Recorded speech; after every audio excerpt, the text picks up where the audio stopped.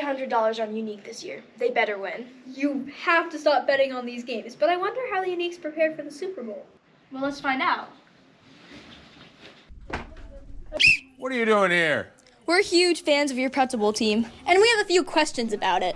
We were wondering how you prepare your pretzel team, and what are the steps that a pretzel would go through to be a star player on the team? He comes in as a powder, which is a flour.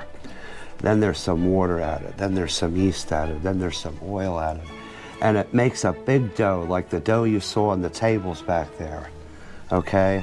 Then it goes into an extrusion machine and becomes a pretzel.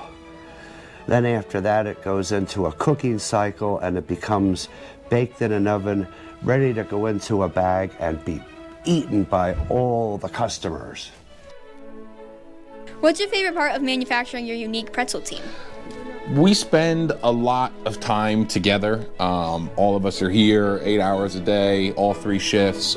So we really all get to know each other, and that is kind of what makes everybody here kind of like a family. So we're all spending, there's some holidays we spend together and some weekends that we spend together. And that's where it's cool, because then we all get to kind of bond that way.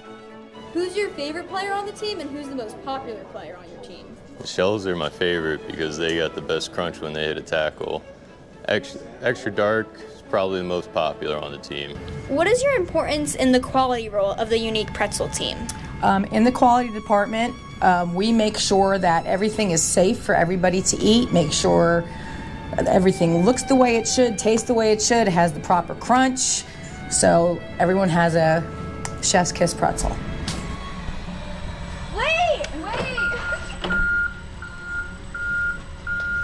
What's so cool about manufacturing? Our awesome making of pretzels. Oh no, it's almost halftime. We have to head back. We learned so much about manufacturing your pretzel team. And all the hard work is paid off. I'm $300 richer.